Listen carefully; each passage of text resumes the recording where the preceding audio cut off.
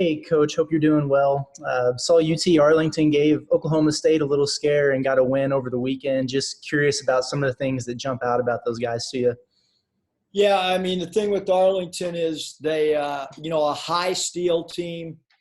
They're a team that creates turnovers. They do a really good job taking care of the basketball. I think they've doubled up their three opponents on, when you look at the turnover margin.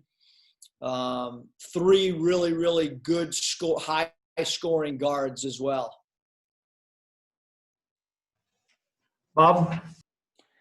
Yeah, Eric, I know, Vance had a good opener and then didn't do a whole lot the other day. I know you talked about his consistency, or lack thereof being an issue. How disappointing was it to see him maybe take a step back the other day, and kind of what do you think you can do to create more consistency with him? Is that something you talked to him about? Yeah, I mean, Vance missed the practice the day before. He just was feeling under the weather a little bit. And so, so we made the change in the starting lineup also based on, matchups. We felt like we wanted to try to speed the game up, and we wanted to have a rim protector back there in our shadow defense. And then sometimes a player doesn't do anything wrong. It's just the game plan might dictate, the way we do it. Some coaches, regardless of sport, some people like to, hey, this is who we are, this is what we do, and they don't change based on the opponent. And our philosophy has always been to change game by game and to try to come up with different themes. And the way that we played pick and roll in game one was different than we did in game two, and it'll be different against Arlington. So, to me, the game dictates certain matchups, and we know that Vance is going to provide perimeter shooting, and I thought he had a great first game and just didn't get many opportunities. He played really limited minutes, just based on missing reps the day before. I guess, are you looking for a bounce back game from him? Is this game maybe a little more suited to his skill set? And just what are you looking for? How important is it that you guys get consistency from him?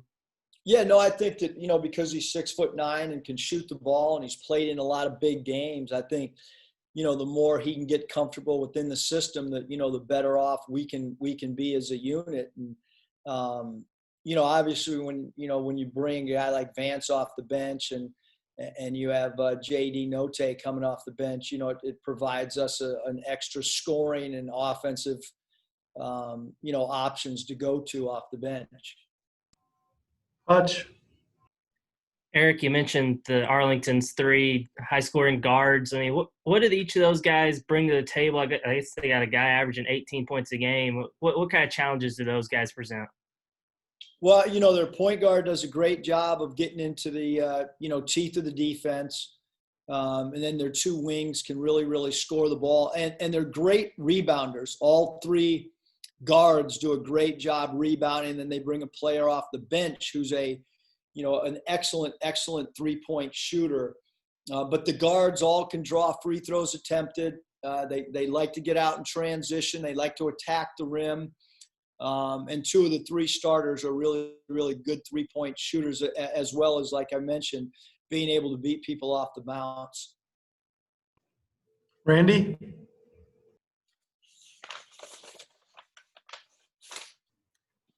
Coach, talk about shot selection. When you look at the shot chart, 1 of 11, 9% deep from the three-point left side of the floor, and the same thing on the other side of the floor, 1 of 5, 20%. And then second question would be, you had a combination lineup that outscored the opponent 18-6. That was Justin Smith, JT Note, Desi Sills, Moses Moody, and Connor Vanover. Will we see more of that combination down the road? Yeah, that's certainly a group that we feel can score the ball, defend the ball, and then answer the three-point, percentages based on certain spots on the floor. In my opinion, after two games, it's too early to, say exactly how we're going to be 3-point shooting wise as a group or as a unit or as an individual player, because 2 games is not a big enough body of work. What I can tell you on some of our percentages is it's, you're not going to have a good shooting percentage if you don't have really good shot selection. But the most important area that we've got to get better at is finishing around the rim. We have left way too many layups on the board. I don't think I've ever, through a 2-game sample size, ever seen a team miss so many shots at the rim.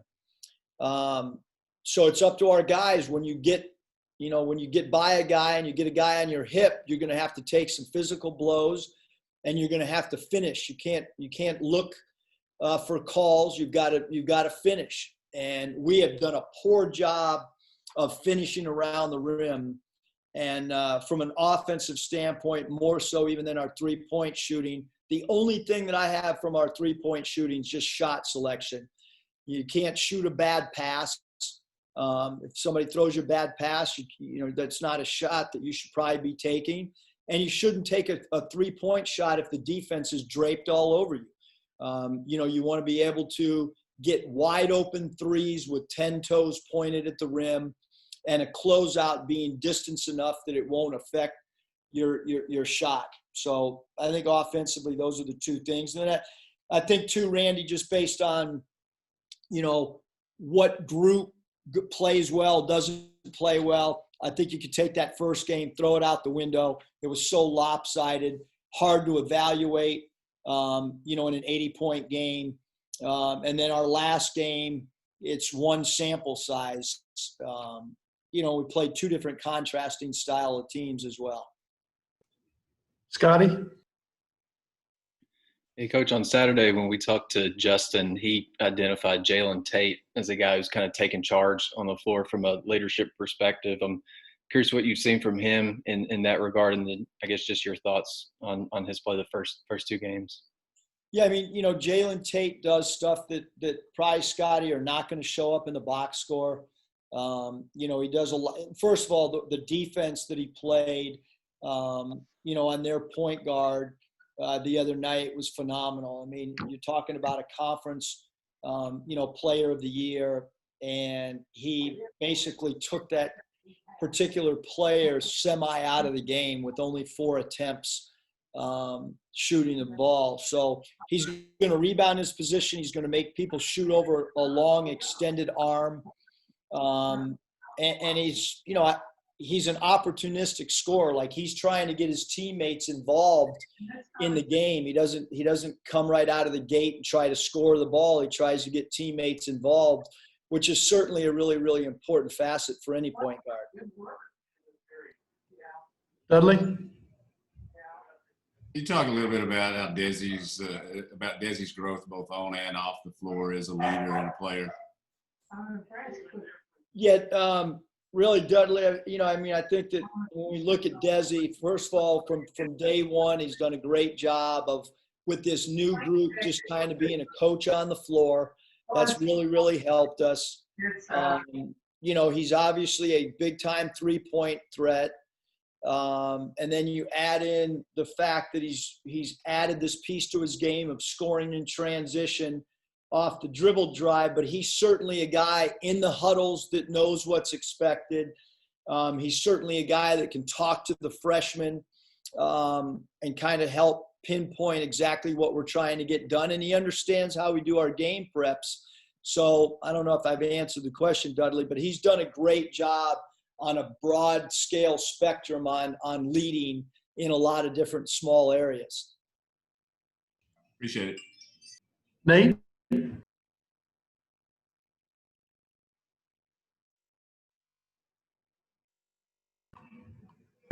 I just arrived late. No questions for me. I just got here. Better get somebody else. Bob, you got a follow-up? Bob? Yeah, sorry. I got a few more. Hey, Eric, how would you assess Justin Smith's play through 2 games? I know it was a small sample size, but he had 2 out of 3 threes against North Texas hit 2 out of 3 in the red-white game. What do you think of his three-point shooting in the preseason, and what kind of lift can he give you there, maybe from time to time? Yeah, I think the biggest thing, Bob, and it started way back when we recruited him, is we told him that, we wanted him to work on his three-point shot. We wanted him to have the freedom, at least in his mind, that if he was wide open to take those shots, which he's done. And, to me, he's so good athletically, he's so good in transition. We started off the game against North Texas and ran a play to him. He's a guy that there's certain plays that he's become really comfortable in that we can go to him, but certainly the more three balls he attempts and the more three balls that he makes really, really opens up the floor for not only us as a team, but also for him individually. You mentioned UTA doing a good job with a turnover ratio. You guys had, I know, a few more than you would have liked the other day. How concerned are you about their ability to turn people over, and what kind of pace do they play compared to, say, North Texas? Yeah, so they're much faster than North Texas, much, much faster pace of play. They get out and score it in transition. They rely on changing defenses to try to create steals, so we're going to have to be alert for any changing defenses, which I think our zone package offensively as well as our man package, I think we have enough different looks that we can give them offensively. But yeah, taking care of the ball is that, to me, it doesn't matter what sport it is. In baseball, you don't want errors, and football turnover margin is so important. And certainly in basketball, turnover margin, I think, is really, really important, which is why we tell our guys we'd rather take a bad shot than turn the ball over and have live ball turnovers. But I think early in the year you see turnovers. Really interesting that I got a text this morning of our box score last year against Montana. Hunter Urachek sent me the box score. It was in a pant pocket or a sport coat pocket today that he put on, and in that pocket was the box score. And when I looked at it, I don't have the number in front of me, but I think we had like 20 plus some turnovers. And we just, early in the year, last year, didn't take care of the ball like I had hoped. And we'll get better at it because we'll keep talking about it. And certainly against UTA, taking care of the ball is, important to us. But teams that get out and gamble, it's our job to try to make them pay as well, by doing different wrinkles and things of teams that like to gamble. Brett Dolan. Hey, Mush, you talked about finishing at the rim. What's your best guess or explanation? Is that a game speed thing, an early season situation, just maybe not getting as many baskets on the blow-bys as you'd like? Yeah, Brett, I think it's a combination of things. I think one, not having those secret scrimmage or exhibition, now would be when we'd really be, we'd have two of those under our belt. I hope it gets better. But I can go player by player. Justin Smith could finish better when he was at Indiana, percentage-wise in some of the shots. Vance Jackson, certainly around the rim, that's an area that, and when you look at his body of work, has got to improve with Vance. And then some of our younger players have got to finish around the rim much better than what they have done thus far as well. Hutch. Eric, you kind of touched on it earlier with Vance, but you made some tough decisions regarding playing time against North Texas. How are those guys that maybe didn't play as much as they had hoped handling it, and do you expect them to maybe use that as motivation moving forward? Yeah, I think anytime that you're a player, everybody that puts on a uniform wants to play, whether it's high school, CYO, YMCA, NBA. But it's our job to go out and try to win the game and to try to do that to the best of our ability. But I think with any coaching staff and any player, it's just constant communication. It's constantly letting the player understand the reasons behind decisions that are made. But I thought we had some guys really, like I mentioned, I did not go into the North Texas game thinking that Connor Vanover was going to play 35 plus minutes. That did not go into our pregame plan. We thought he could have a much bigger impact and play way more minutes against North Texas than Mississippi Valley based on, again, the style of play. Obviously, North Texas, one of the slowest teams in the country. Mississippi Valley State, one of the fastest. So therefore, that's going to dictate some of your personnel decisions. Now, people on Twitter don't know that, or people that are media members and don't study film, they might not know that. But that's the case. I mean, different styles and matchups can dictate certain things as well. And you know, it's not like we're playing back-to-back games either. I mean, these guys are, you know, in the prime of their life physically, and face the facts. I mean, most of these guys could play 37 minutes if you ask them to. I know not everybody believes that, but that's a fact. Final question, Bob?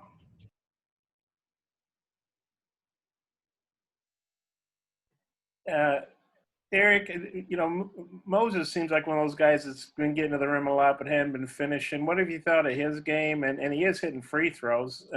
Just what do you thought of his play overall, and what does he do to maybe have to finish better at the rim? And do you know Ogden, the UTA coach, at all? I obviously, you know, we played, you know, I know Coach. He does a great job.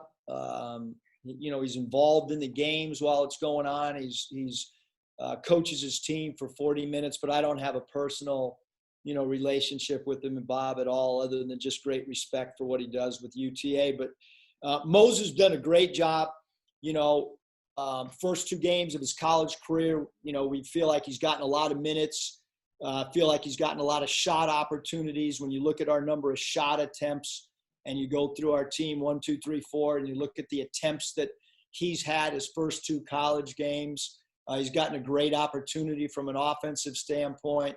I mentioned the other night that we feel like his length, we should be getting more defensive rebounds out of him. Certainly he can finish better around the rim.